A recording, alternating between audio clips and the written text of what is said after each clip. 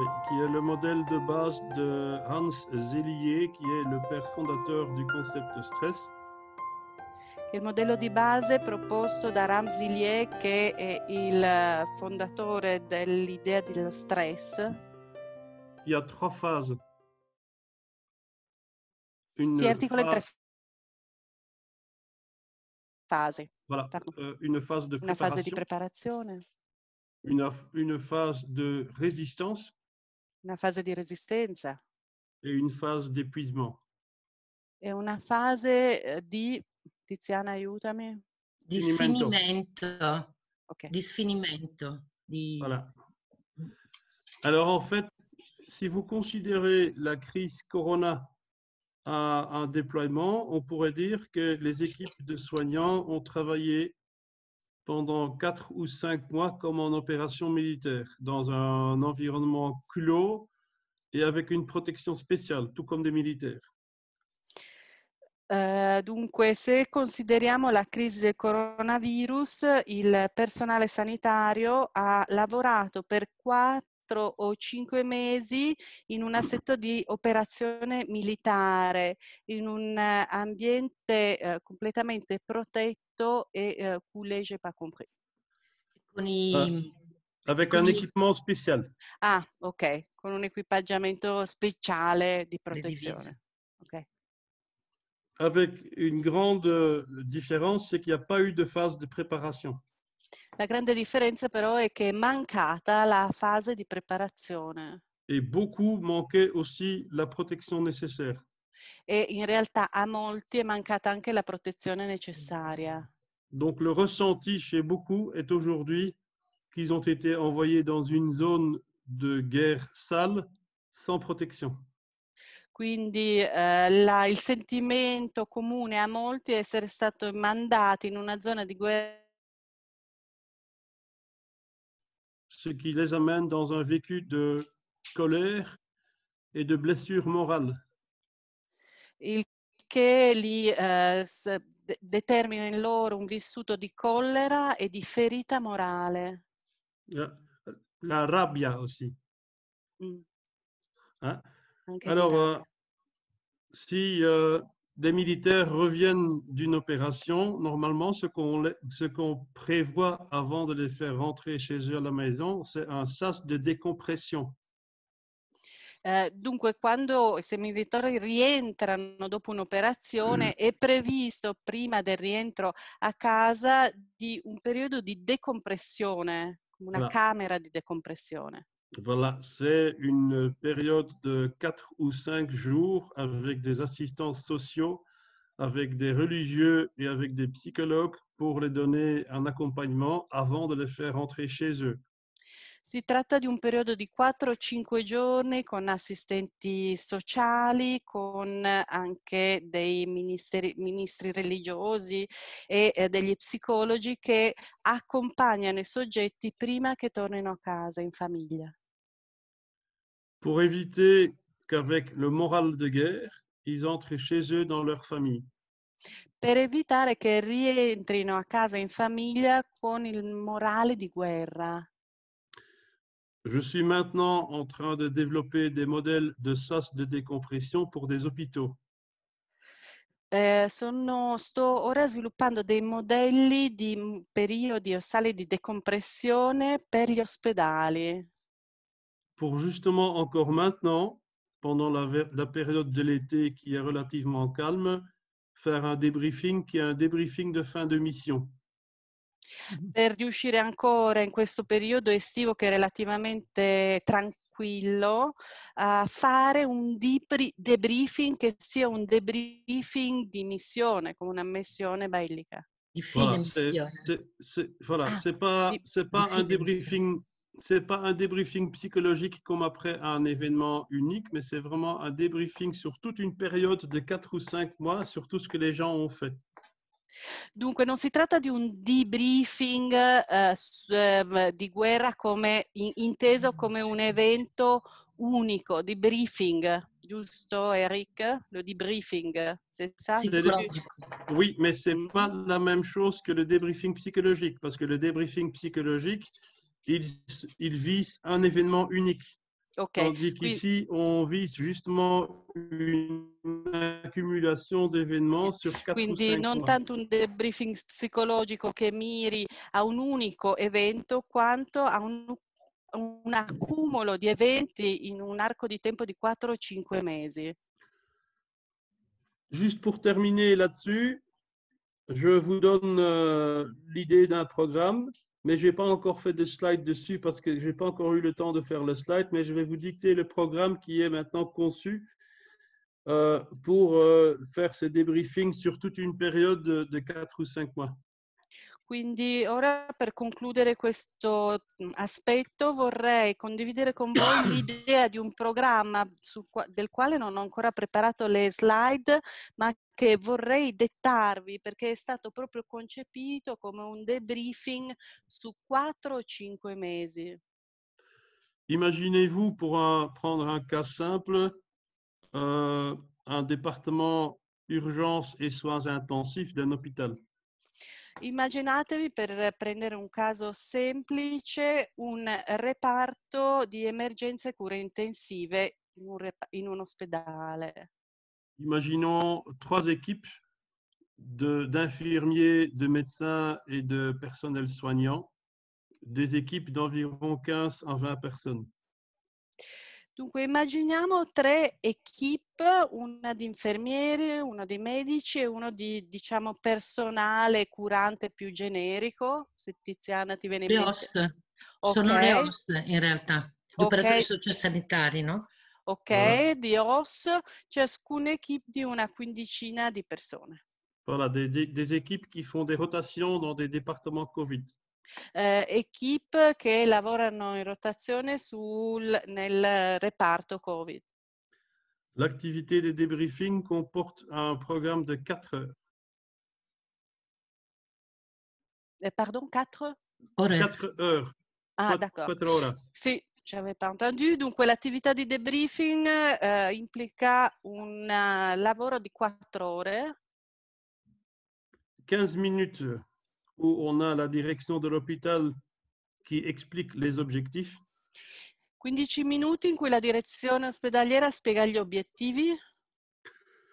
Puis un travail en atelier avec les groupes constitués qui ont travaillé ensemble.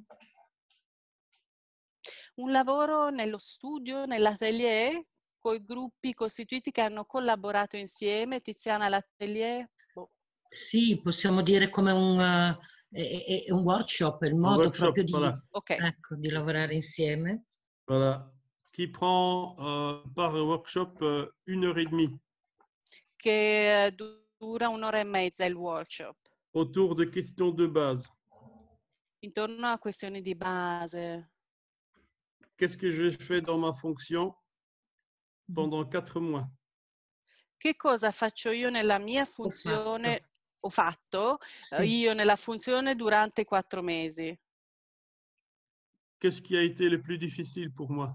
Che cosa è stata la cosa più difficile per me? Qu'est-ce qui a été le point le plus positif? Qual è stato il punto più positivo? Comment est-ce que j'ai ressenti le travail d'équipe? Come ho vissuto il lavoro di equipe? Quels sont les changements que j'ai perçus chez moi-même dans tous mes rôles sociaux? Quali sono stati i cambiamenti che ho percepito dentro di me in tutti i ruoli sociali che ho assunto? Voilà, une série de questions et je vais certainement vous les envoyer, les questions qui sont traitées dans le workshop. Dunque una serie di domande che vi invierò senz'altro e che vengono affrontate nella fase di workshop. Le travail du workshop, il est synthétisé et il sera dans une avant-dernière partie du programme présenté en séance plénière avec un porte-parole par groupe. Arrivo subito. Dunque, il lavoro di workshop viene sintetizzato nella penultima fase in presenza di seduta plenaria presentato da un portaparola per ciascun gruppo. Avec la conclusion où on a une discussion en plénière avec le personnel soignant, les intervenants psychosociaux et la direction ou les managers de l'hôpital.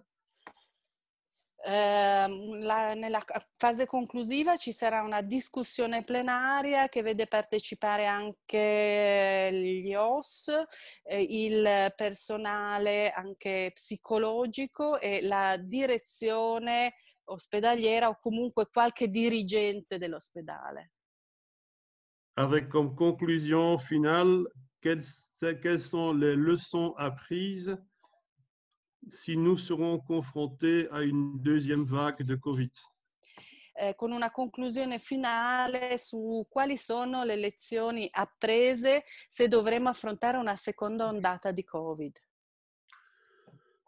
Pour moi, l'idéal serait ce qu'on fait avec nos militaires, c'est de les emmener dans un programme résidentiel. Dunque l'ideale sarebbe quello che facciamo con nell'esercito con i nostri militari, cioè coinvolgerli in programma residenziale, Comme par exemple les séminaires résidentiels que j'ai donnés en Italie, où on est là avec un groupe pendant 2-3 jours. come per esempio i seminari residenziali che ho tenuto in Italia, dove abbiamo lavorato con un gruppo 2 o 3 giorni. Où on aurait le temps de discussion, de partage, de soutien social et avec aussi la dimension spirituelle et religieuse. Dove c'è il tempo per la discussione, la condivisione, il sostegno sociale e c'è anche spazio per una dimensione spirituale e religiosa. On pourrait parler d'une retraite Covid. Potremmo parlare di un retreat COVID. Un ritiro Covid. Voilà, avant d'engager les gens de nouveau dans un travail d'hôpital normal et quotidien. Prima di coinvolgere le persone nuovamente nel loro lavoro normale e quotidiano in ospedale. Mais ici, le problème actuel, c'est que la plupart de nos soignants n'ont pas de transition et continuent à travailler dans l'épuisement. Il problema qui è che per il personale sanitario curante non ha una fase di passaggio, di transizione e continua a lavorare nello sfinimento. Dans une ambiance actuelle qui est très chaotique. In un ambiente attuale molto caotico. Les spécialistes virologues sont devenus des vedettes des cinémas. Gli specialisti virologi sono ormai delle star cinematografiche. Les politiciens ont tous peur parce que tout doucement, on demande la démission des ministres. I politici hanno paura perché d'improvviso si chiede a gran voce la dimissione dei ministri. Les vrais spécialistes n'osent plus se montrer dans les médias. E i veri specialisti non osano più apparire nei media. La population en a marre des mesures Covid, donc tout le monde se comporte de n'importe quelle façon. Anche la popolazione non ce la fa più con tutte le misure Covid, per cui si comporta in tutti i modi possibili, in qualsiasi modo, non ha importanza. Et j'ai un peu peur qu'actuellement, on est déjà en train de vivre une deuxième vague avec une moyenne de 100 nouvelles infections par jour. Io temo un po' che stiamo già vivendo una seconda ondata con una media di 100 nuove infezioni al giorno, nuovi malati al giorno. Donc c'est pour cela que je trouve que c'est encore très très tôt de me demander maintenant comment sera la réouverture des écoles en septembre, parce qu'on ne sait même pas si les écoles vont ouvrir. Per cui a me pare veramente troppo presto chiedermi ma come sarà la riapertura delle scuole a settembre, perché non sappiamo neanche se riapriranno. Mais Lise pourra vous raconter comment l'école scolaire ou l'année scolaire s'est arrêtée cette année. Liz però potrà raccontarvi come si è fermato l'anno scolastico di quest'anno. Et quel est le problème déjà maintenant du retard accumulé dans l'enseignement, où on a des enfants qui ont réussi leur année sans devoir faire d'efforts. vi parlerà del ritardo già accumulato nell'insegnamento con ragazzini allievi che hanno terminato l'anno senza dover fare alcuno sforzo. Bien, je vais maintenant partir dans le PowerPoint. Ora parto con il PowerPoint. J'ai encore quelque chose de très intéressant pour vous, mais c'est quelque chose que je vais partager avec Alfredo. Un'altra cosa molto interessante per voi, ma la condividerò con Alfredo. Puisque c'est un protocole de traitement qui est développé par une amie d'une université mexicaine et le document est en espagnol. Perché si tratta di un protocollo terapeutico sviluppato da una collega universitaria messicana, ma è un documento in spagnolo. Et qui vise surtout le travail sur les communautés. Che si incentra soprattutto sul lavoro nelle comunità. Basé sur la peur d'infection. Basato sulla paura di infezione. Donc sur la peur, l'angoisse et la dépression, mais pas sur le trauma. Quindi paura, angoscia, depressione, ma non sul trauma. Et ce protocole est maintenant en voie d'être validé empiriquement au Mexique. In questo momento il protocollo è nella fase di validazione in Messico. Empirica. Parce que je crois que nous ne devons pas partir actuellement du point de vue qu'il faut utiliser des protocoles de traitement du trauma avec des impliqués Covid. Perché partiamo dal punto di vista, dalla posizione secondo la quale si è necessario utilizzare dei protocolli di trattamento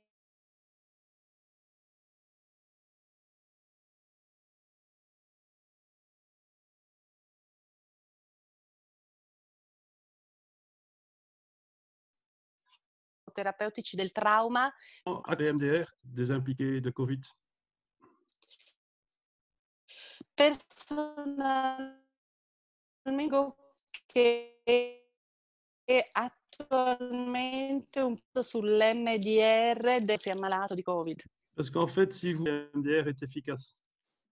Perché vedete nel trauma ci sono evidenze dell'efficacia del trattamento dei MDR, anche di grande efficacia, a seguito di un evento, di un avvenimento traumatico solo, unico per così dire, quindi un trauma semplice.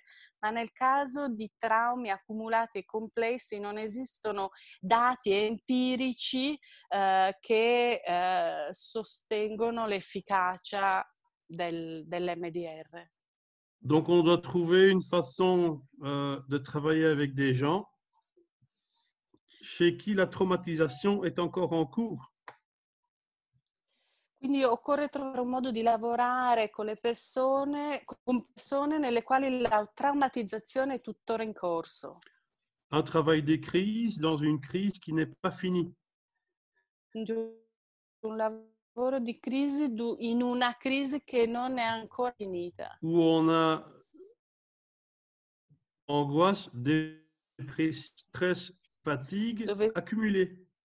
Si ha angoscia, depressione, stress e fatica accumulata. Ça veut dire qu'on doit faire un travail pour maintenir la résilience. Quindi pour maintenir la capacité à survivre dans cette crise et qu'on ne peut pas encore faire un travail sur une crise qui est finie parce qu'elle n'est pas finie. Per cui significa svolgere un lavoro volto a mantenere la resilienza, cioè la capacità di sopravvivere nella crisi, lavorando su una crisi che non è già conclusa. Voilà, c'est ça. Alors, en fait, dans cette présentation, je veux essayer de répondre à une question, est-ce que le Covid provoque du deuil traumatique? Oui ou non? Dunque, con questa presentazione vorrei rispondere alla domanda: il Covid determina un lutto traumatico o no? Et pour cela, je vais aussi reprendre l'image deuil compliqué et d'état de stress post-traumatique et voir ce... Oui, voilà. E per questo riprenderò l'immagine del lutto complicato e dello stato di stress post-traumatico. Et puis aller dans le contenu de cette présentation qui est beaucoup trop longue, hein, mais jusqu'aux facteurs de risque et voir si effectivement on trouve les facteurs de risque dans la crise actuelle. E per poi passare all'aspetto dei fattori di rischio, dato che questa presentazione è molto lunga, e se nella crisi attuale si individuano, si ritrovano i fattori di rischio. Normalement, le contexte dans lequel je travaille, c'est celui-là. Normalmente il contesto in cui lavoro io è questo.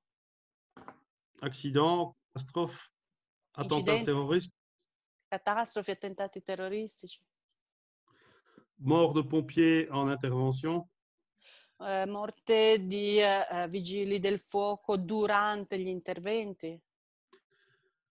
mais je n'ai encore jamais travaillé dans une crise comme la crise actuelle et je crois que l'Europe n'a pas d'expérience avec des crises de pandémie comme on en vit une maintenant.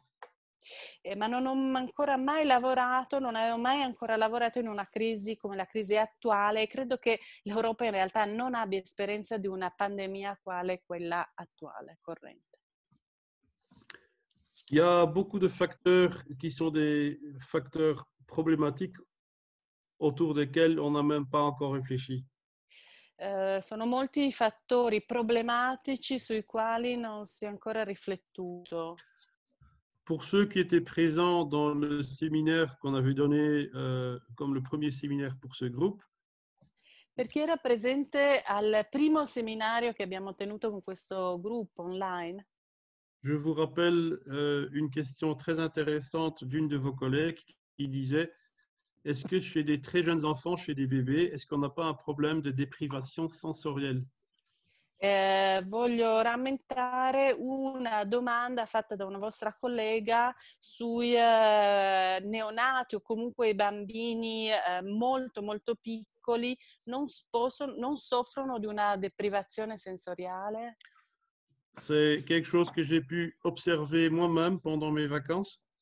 È una cosa che io stesso ho potuto osservare durante le vacanze. On était en congé avec des amis et il y avait un couple qui avait un petit bébé. Eravamo in vacanza con amici, una coppia aveva un bebè. Et la maman disait, pour moi c'est très difficile parce que quand je donne mon enfant à quelqu'un d'autre que papa ou moi, l'enfant se met tout de suite à pleurer. E la mamma diceva, per me è molto difficile perché quando do mio figlio a qualcuno che non sia il suo papà o io stessa, immediatamente inizia a piangere il mio bebè. Ça veut dire que suite à cette déprivation sensorielle, on a de développement d'angoisse chez des petits enfants qui sont de l'angoisse de l'autre parce qu'ils ne connaissent pas l'autre. Quindi dopo momenti o esperienze di deprivazione sensoriale in bambini così piccoli si sviluppa l'angoscia dell'altro perché non conoscono ancora l'altro. La maman disait quand je prenais le TGV vers l'Ardèche, La mamma raccontava che quando avevano preso il TGV, il treno tipo Frecciarossa verso le Ardèche, que pendant le trajet, le bébé pleurait tout le temps jusqu'au moment où elle rabaissait son masque de son visage parce qu'autrement le bébé ne reconnaissait pas sa maman. il piccolo ha pianto tutto il tempo finché la mamma non si è abbassata, ha tirato giù la mascherina, perché con la mascherina il piccolo non riconosceva il viso materno. Donc, vous pouvez même vous demander ce que ça donne au niveau des neurones miroirs dans le cerveau. Potete immaginare che effetto ha sugli neuroni specchio nel cervello? D'être confronté tout le temps à des masques. il trovarsi davanti sempre delle mascherine. Donc, je crois que rien que ça nous apprend qu'on est en train de vivre quelque chose de tout à fait Quindi nouveau. basta anche solo questo per aiutarci a renderci conto che stiamo vivendo qualcosa di assolutamente nuovo. Ce que j'entends souvent chez des gens du personnel soignant, c'est qu'entre eux, ils avaient même des difficultés à montrer leurs émotions quand ils étaient dans un équipement de protection. Quello che ho sentito spesso dire, per esempio dagli OS, è che avevano difficoltà a mostrare i propri sentimenti quando indossavano tutti questi dispositivi di protezione. Dans l'accueil et l'accompagnement de personnes en douleur, en stress, des personnes mourantes, c'est un grand problème. Ora, nell'accoglienza e nell'accompagnamento di persone in lutto e sotto stress, perché in situazioni di prossimità al momento della morte, questo è un grosso problema. Qui amène aussi chez le personnel soignant un vécu de culpabilité. Che provoca nel personale curante, nelle OS, un vissuto di colpa, di senso di colpa. Qui se disent j'ai pas pu être humain comme je le devais. Che li porta a dire non ho potuto essere umano come avrei dovuto essere. Quelques idées sur le deuil post-traumatique. Ora qualche idea sul lutto post-traumatico. La définition, c'est donc l'ensemble des problèmes émotionnels et psychologiques consécutivement à la perte d'un proche dans un contexte exceptionnel. La definizione è l'insieme di problemi emotivi e psicologici che seguono la perdita di una persona vicina, di un essere caro, in un contesto eccezionale. Le contexte Covid est un contexte exceptionnel, donc il satisfait le critère DSM pour parler de deuil post-traumatique. Il Covid è effettivamente un contesto eccezionale che soddisfa il criterio del DSM che definisce il lutto post-traumatico. C'est aussi un contexte parfois violent et brutal. A volte anche un contesto violento e brutale. Ce que je vais vous dire maintenant va peut-être vous choquer. Quello che mi accingo a dirvi forse vi scioccherà. Il y a eu des maisons de repos et des hôpitaux en Belgique. In Belgio ci sono state case di riposo, ospedali, Où le sac en plastique dans lequel on met des morts après le décès était dove déjà en dessous d'eux avant de mourir. Tiziana, mi aiuti? C'erano dei posti in cui il sacco di plastica che avrebbe avvolto la salma era già sotto la persona prima che questa morisse. Donc, au lieu d'avoir une couverture sur le lit, les gens qui étaient encore conscients, qui n'étaient pas encore morts, savaient déjà qu'ils étaient en train de dormir sur un body bag. Per cui le persone che anziché avere una coperta sul letto e tutto in una condizione ancora di vita cosciente, sapevano di dover dormire già su un body bag, Sì, e credo che sia la custodia, la custodia in cui sarebbero stati messi. E sapevano, erano coscienti e però erano già sopra questo sacco. Et qu'on entend que le personnel soignant disait on devait le faire comme ça parce qu'autrement c'était pour gagner du temps, on n'avait pas assez de personnel pour le faire autrement. E gli OS dicevano non potevamo che farlo così perché dovevamo cercare di guadagnare del tempo, altrimenti non riuscivamo a far fronte. Mais il y a aussi des gens qui ont donc été sur un lit avec un sac en plastique entre d'eux, mais qui ont survécu. Eppure ci sono persone che pur già distese su queste portasalma di fatto, questi sacchi di plastica, sono sopravvissute, non sono morte. Alors, ce que le deuil normal n'est pas, Ciò che il lutto normale c'est non toujours è, le même ensemble des réactions. cioè è sempre lo stesso gruppo in sé di reazioni emotive, La même succession d'étapes. una stessa successione di tappe. C'est pas un processus d'assimilation parce que c'est un processus d'adaptation. Non è un processo di assimilazione perché è un processo di adattamento. C'est pas un processus avec lequel la relation d'attachement avec le défunt est rompue. Non è un processo con il quale si viene a spezzare la relazione d'attaccamento col defunto. C'est pas un processus sans réaction positive. Non è un processo senza reazioni positive. Donc, si vous lisez tous ces critères, le deuil est quelque chose de très unique, situation par situation. Quindi leggendo tutti questi criteri vedete che il lutto è un evento unico, eminentemente unico da situazione a situazione. La crise Covid, pour tous les soignants, a été une assimilation ou comment dire, une addition, hein, une accumulation d'événements uniques jour par jour.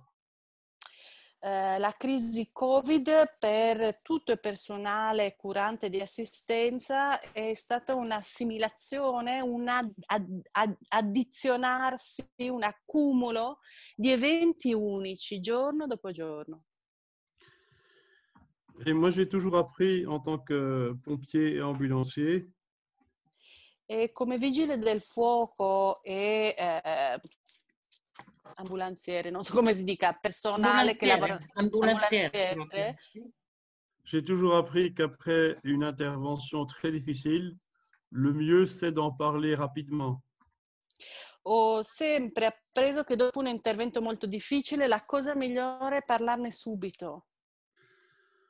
Dans mon travail de thérapeute, quand je travaille avec des pompiers, E nel mio lavoro come terapeuta, quando lavoro con i vigili del fuoco, autour d'une intervention catastrophique, intorno a un intervento catastrofico, on va toujours très rapidement retomber sur la première intervention choquante. molto rapidamente si ritorna al primo intervento molto scioccante. Et c'est exactement ce que j'entends parmi le personnel infirmier aujourd'hui. Ed è esattamente ciò che sento presso il personale infermieristico oggi. Rapidement, quand ils parlent de leur vécu, ils parlent du premier décès Covid qu'ils ont eu. Molto rapidamente, quando parlano del proprio vissuto, parlano del primo decesso Covid a cui hanno assistito. Ce qui est essentiel au deuil, c'est la douleur de la séparation et de l'attachement. Ciò che la lutto, il dolore della separazione Et les maisons de repos. dell'attaccamento.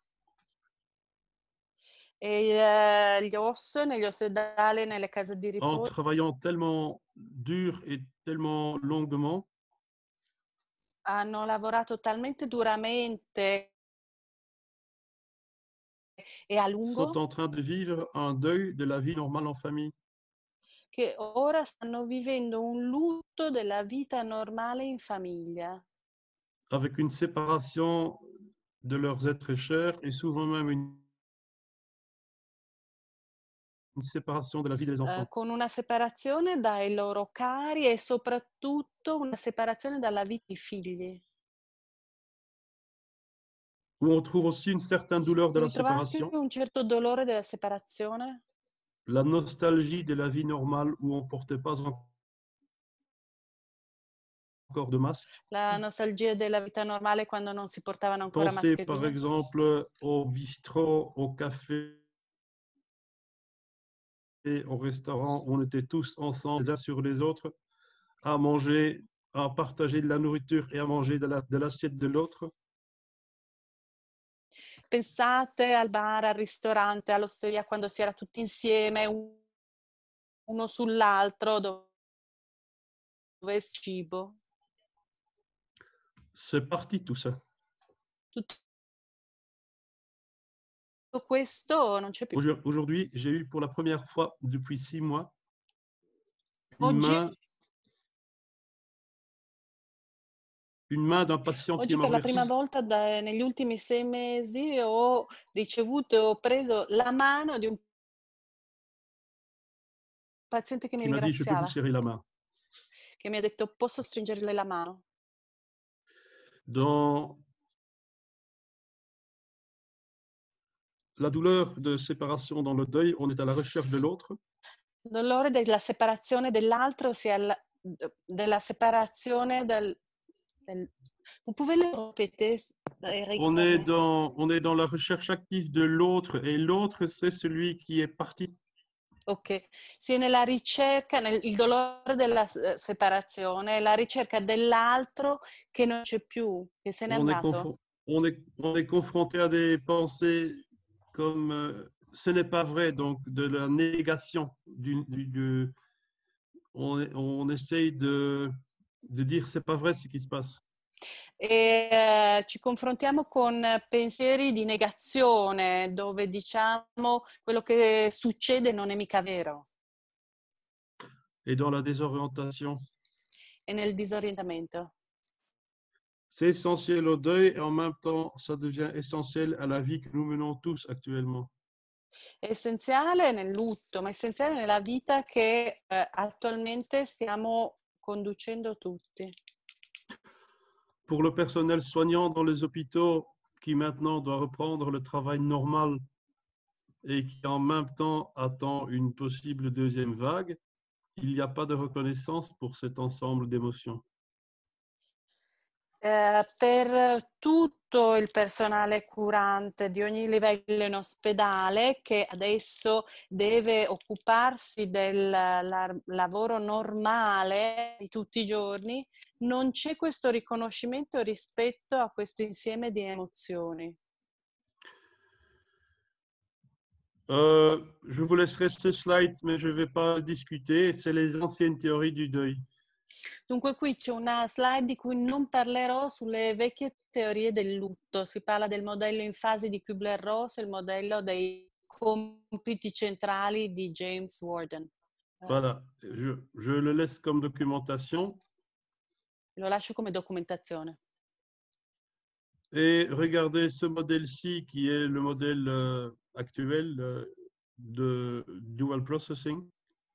E poi questo che è il modello attuale del doppio processo, dual processing o elaborazione, non so. Voilà, où l'élaboration est justement une oscillation entre le comportement qui vise la douleur et la perte et le comportement qui vise la restauration de la vie normale.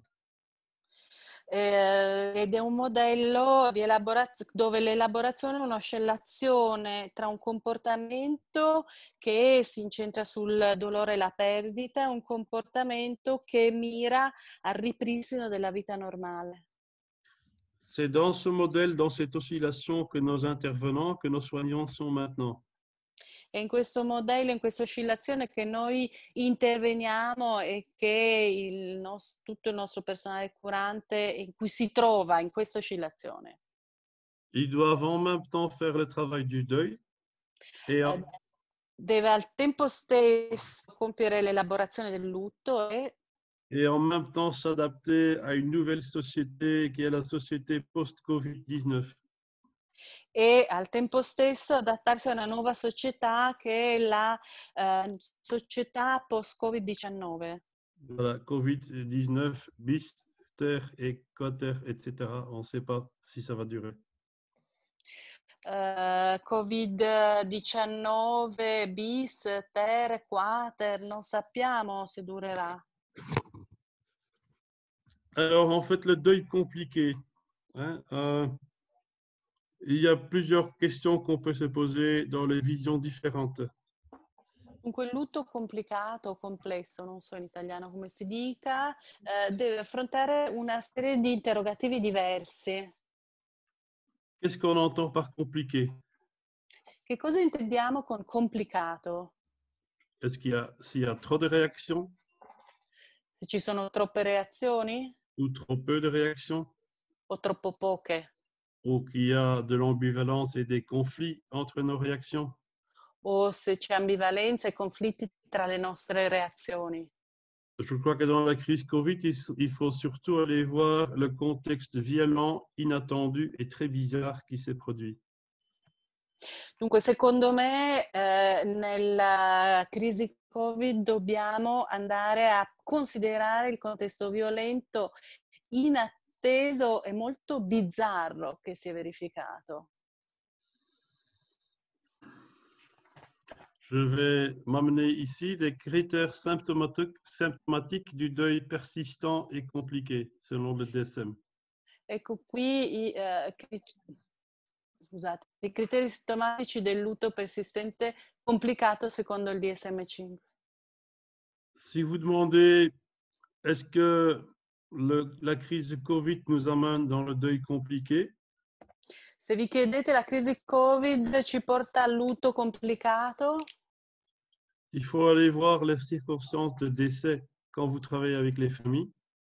occorre prendere in considerazione le circostanze dei decessi quando si lavora con le famiglie Et les circonstances de travail quand vous travaillez avec des soignants ou du personnel médical. e le situazioni di lavoro quando lavorate con personale medico, OS, eccetera.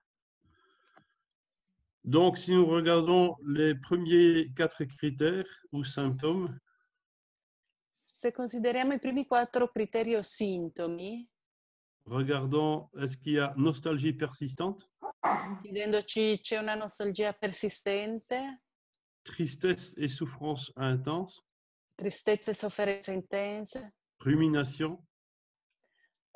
ruminazioni.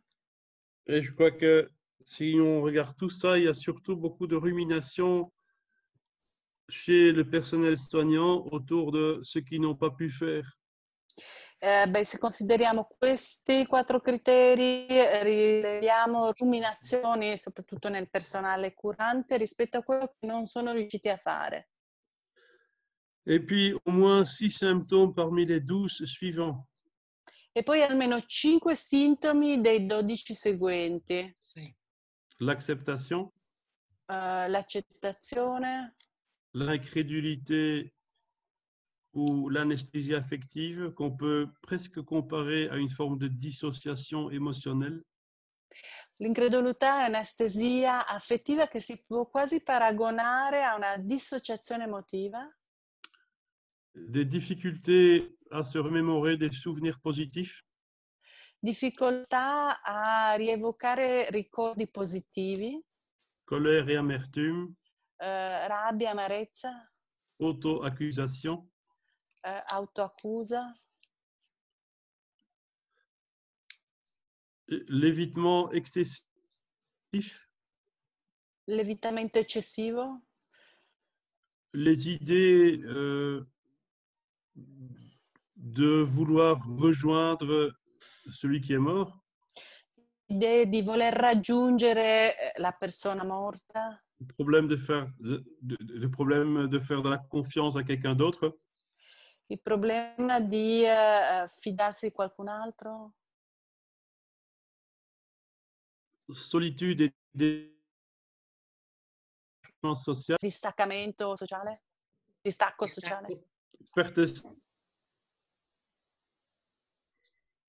J'ai pas compris. de sens Perdita di senso et perte d'identité, e perdita di identità. et ne pas vouloir investir de nouveau dans la vie et le futur. E non voler investire nuovamente nella vita e nel Je futuro. crois que nous allons pouvoir retrouver ces symptômes chez les soignants aussi. Credo che possiamo ritrovare questi sintomi anche presso nei curanti.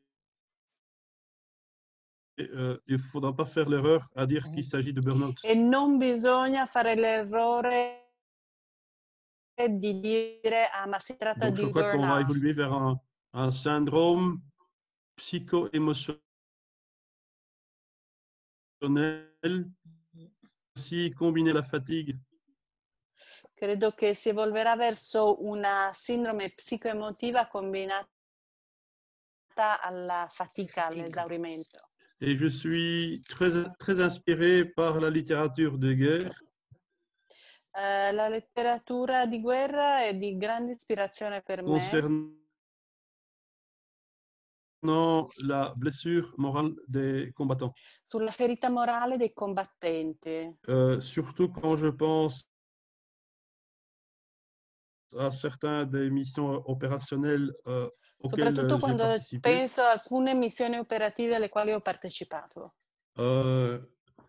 Pensez par exemple à la guerre contre Saddam Pensate per Hussein, esempio alla guerra contro Saddam l'Irak, Hussein in Iraq. où les Américains se sont lancés dans une guerre,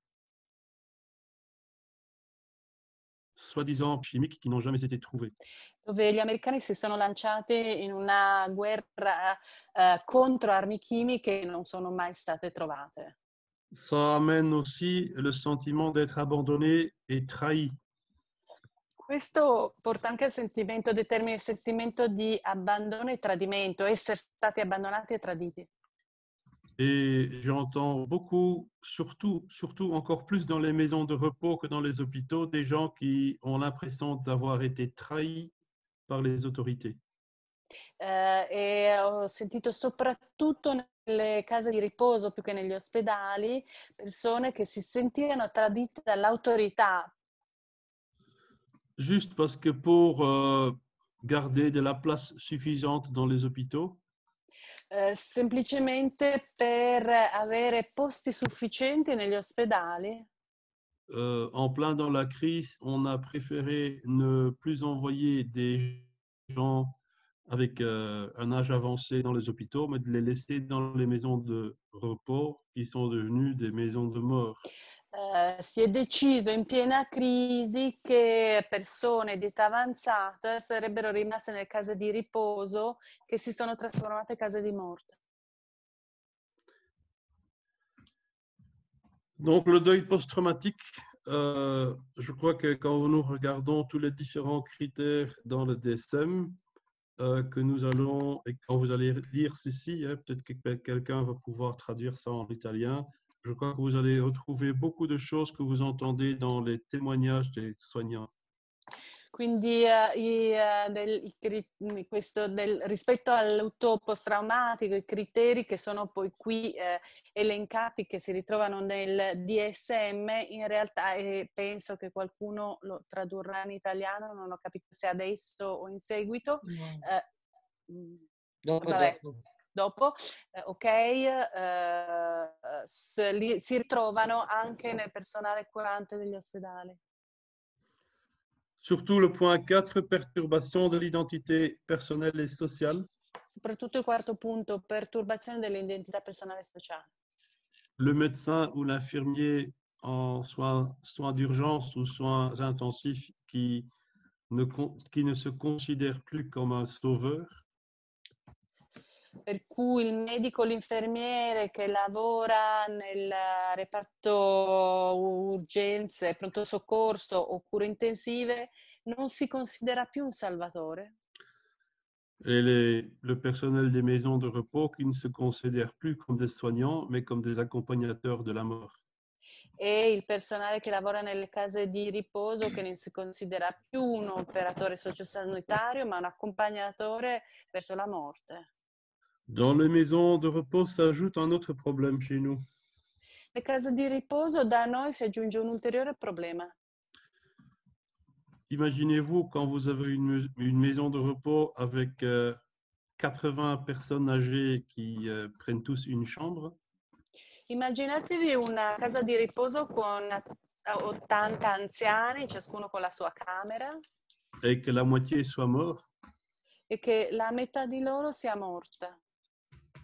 Il se peut que la moitié du personnel perd son emploi. è possibile che la metà del personale perde l'impiego e il lavoro. Donc, dans nos questionnaires pour faire une enquête sur le bien-être du personnel, nous découvrons qu'une partie du personnel a peur pour s'exprimer parce qu'ils ont peur de perdre leur emploi. Quindi nel nostro questionario per svolgere un'inchiesta sul benessere degli OSS, del personale delle case di cura, parte del personale teme di rispondere perché teme di perdere l'impiego. J'ai mis en jaune encore les mots-clés. In giallo ho evidenziato le parole chiave, tipo perdita improvvisa, contesto violento e inabituale, difficoltà a accettare l'irreversibilità della perdita, la morte, manifestazioni depressive, impotenza, disperazione, perdita di ogni prospettiva del futuro, isolamento sociale. Dans les facteurs de risque pour le deuil post-traumatique, nous avons surtout pour la crise Covid les circonstances et la cause du décès. Dunque, tra i fattori a rischio del lutto post-traumatico nella crisi Covid abbiamo soprattutto le circostanze e cause del decesso. Et pour les familles, l'absence d'un corps du défunt parce que beaucoup ont été confrontés à un sac ou un cercueil fermé et qui n'a pas pu être réouvert par risque de contamination. E per le famiglie, i familiari, l'assenza di del corpo del defunto perché in molti casi le famiglie hanno dovuto affrontare la realtà che il defunto era ormai nella bara sigillata che non poteva essere riaperta per evitare contaminazione. Alors, je vous ai exposé surtout des problèmes. Votre question pourrait être et quelles sont des solutions? Io non ho fatto, vi ho esposto soltanto dei problemi, le vostre domande potrebbero essere, vabbè, ma quali sono le soluzioni? Je vais vous traduire le fil conducteur ou le guide de débriefing post-mission que j'ai fait pour le personnel soignant.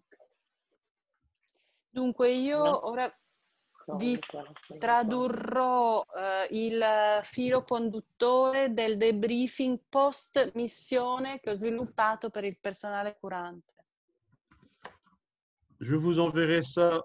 Je ne lui ai pas demandé, mais je vais l'envoyer à Alfredo et Esther.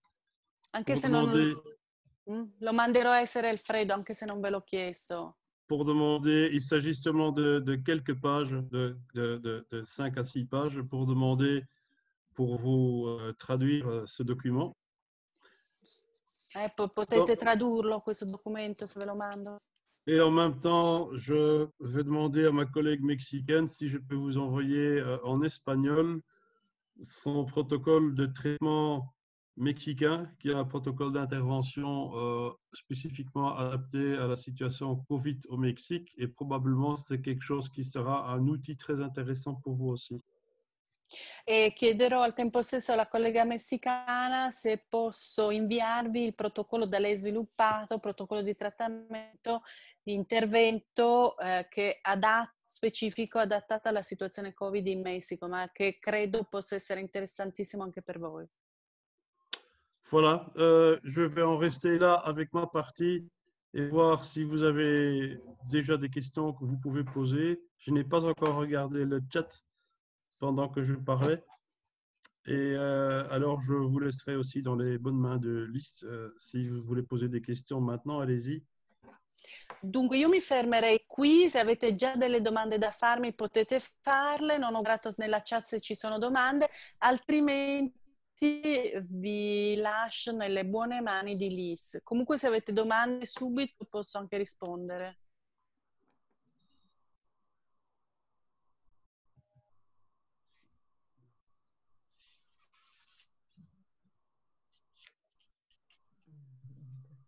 Ma è possibile sapere di più di questo debriefing post missione? Mi è veramente molto interessante.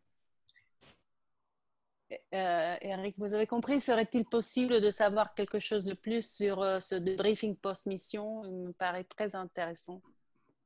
Eh bien, justement, ce débriefing, en fait, comme je n'avais pas d'autres instruments et je n'ai pas trouvé quelque chose d'existant, je me suis inspiré de mon travail que je faisais avec les militaires et leurs familles.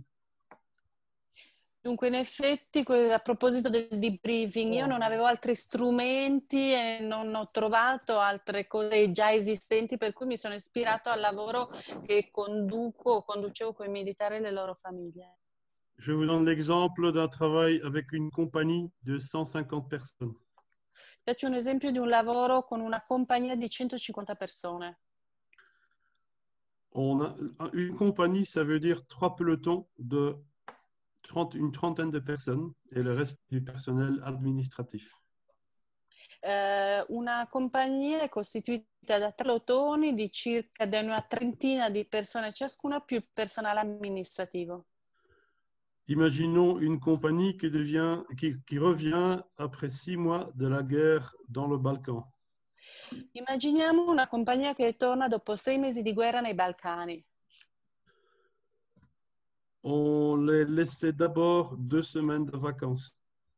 Dunque intanto davamo loro 2 settimane di vacanza. Après ces 2 semaines, on les invitait pas obligatoirement, donc ils étaient libres de venir. Dopo queste 2 settimane venivano invitati, quindi non erano obbligati, bensì liberi di venire. Avec leur partenaire, leur conjoint. Con il loro partner congiunto. Et pour ceux qui étaient jeunes et pas mariés, avec les parents, papa et maman. E con quelli più giovani, non sposati, con i genitori, mamma e papà.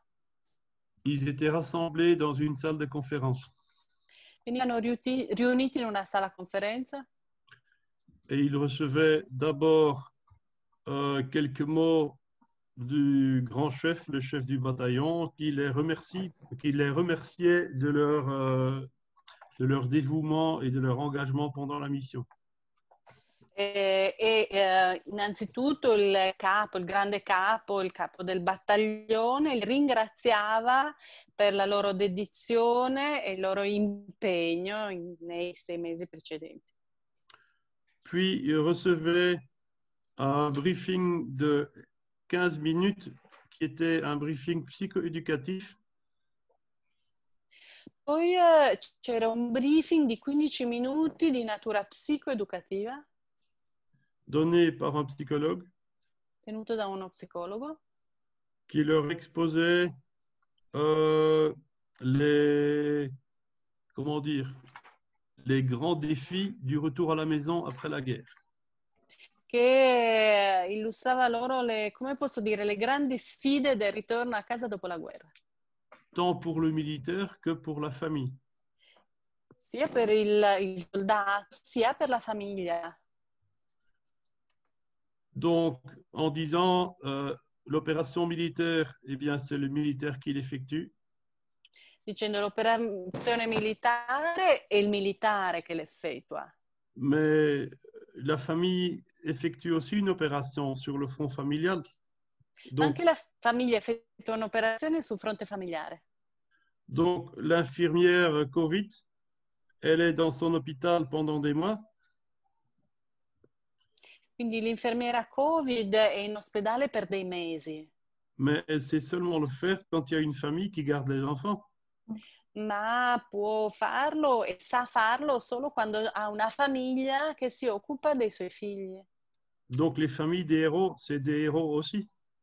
Quindi anche le famiglie degli eroi sono degli eroi. Donc il ne faut pas seulement applaudir les soignants, mais il faut applaudir aussi toutes les familles. Non bisogna applaudire soltanto i curanti, ma tutte le loro famiglie. Voilà, donc c'est ce qu'on disait dans ce briefing, mais on faisait très attention à ne pas exposer des symptômes pour ne pas avoir un effet où on irait présenter un ensemble de symptômes comme normal, parce qu'on voulait d'abord avoir un retour des groupes. Può darsi che abbia bisogno del tuo aiuto. Dunque si faceva questo tipo di debriefing, ma si faceva molta attenzione a non esporre i sintomi, perché non si voleva avere l'effetto di presentare i sintomi come qualcosa di normale e poi mi sono persa il retour, non l'ho Io ho capito. capito che si aspettava la restituzione del gruppo. Che cosa il gruppo avrebbe Voilà. detto. Pour aussi éviter l'effet iatrogène. Ah, esatto. Per evitare gli effetti iatrogeni. Alors, on commençait le travail en atelier, en workshop. Quindi si cominciava il lavoro di workshop. 3 groupes de militaires et 3 groupes de membres de famille. Quindi 3 gruppi di militari e 3 gruppi di familiari. Allait demander un inventaire de réactions, de comportements, de ressentis et d'émotions. Chiedendo di fare un inventario di reazioni, comportamenti, emozioni e sentimenti provati. Avant, pendant et après la mission. Prima, durante e dopo la missione. Vous pensez bien qu'un médecin qui a passé des mois à l'hôpital, Pensate che naturalmente un medico che ha trascorso mesi in ospedale, qu'il n'a plus aucun contrôle sur le nombre d'heures que ses enfants passent sur leur portable smartphone. non ha ormai alcun controllo sul numero di ore che i propri figli passano al laptop, al loro portabile, sull'iPhone. Donc, il peut y avoir des adolescents qui disent « Papa, tu n'es jamais là, pourquoi est-ce qu'on doit encore t'obéir ?» O che magari dei figli adolescenti che gli dicono ma scusa papà non ci sei mai perché dovremmo ancora obbedirti. Voilà, donc c'est exactement ce qu'on avait chez des militaires aussi. Donc, on fait un inventaire avant, pendant, après l'engagement. Che è una situazione identica a quella che avevamo con i militari, quindi si fa questo inventario prima, durante e dopo questo tipo di Et par groupe, on impegno. avait donc un qui était secrétaire du groupe et qui notait tout. In ogni gruppo c'era un rappresentante, un portaparola che era il segretario, che prendeva nota di tutto. Donc, après le travail en workshop, on mettait tout le monde ensemble de nouveau et on avait la série de présentations des porte-paroles de tous les groupes. Quindi dopo questo lavoro di workshop ci si radunava tutti insieme e si ascoltavano le presentazioni dei vari portaparola dei vari gruppi. Ce qui est donc très important, c'est que tout le monde se reconnaît dans les réactions de tout le monde. L'aspetto molto importante è che tutti si riconoscevano nelle reazioni di tutti, Qu'on a un grand partage social.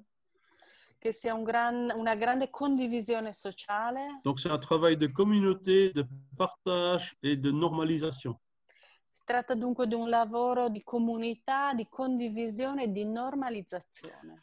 D'un point de vue de la salutogénèse et pas d'un point de vue de la pathogénèse. Da un punto di vista di salutogenesi e non patogenesi. Donc, autour de la grande question centrale, qu'est-ce qui nous a gardé au front? Qu'est-ce qui nous a fait continuer de nous battre contre le virus? Quindi intorno a questo grande interrogativo, che cosa ci ha conservato? Nel senso, che cosa ha fatto sì che abbiamo continuato a combattere il virus? Voilà. Et puis, on avait la partie conclusion. E infine c'era la parte conclusiva. Le pont vers le futur. Qu'est-ce que nous avons appris si ça se passe de nouveau? Un raccordo verso il futuro, che cosa tutto questo ci ha insegnato se dovremo riaffrontare questa situazione in futuro. Et la fin ultime, c'était la grande grigliata d'Amigi avec tout le monde ensemble. E questa era la grande conclusione, il finale, no? La grigliata tutti insieme. Voilà, ça je crois que c'est un protocole qui peut très bien marcher. Credo sia un protocollo che può funzionare molto bene. Sì, sono d'accordo. Voilà, je vais vous laisser dans les mains d'Elise maintenant parce qu'autrement elle sera fâchée sur moi que j'ai trop parlé. Ora vi metto nelle mani di Liz, che altrimenti si riterrà con me che ho parlato troppo.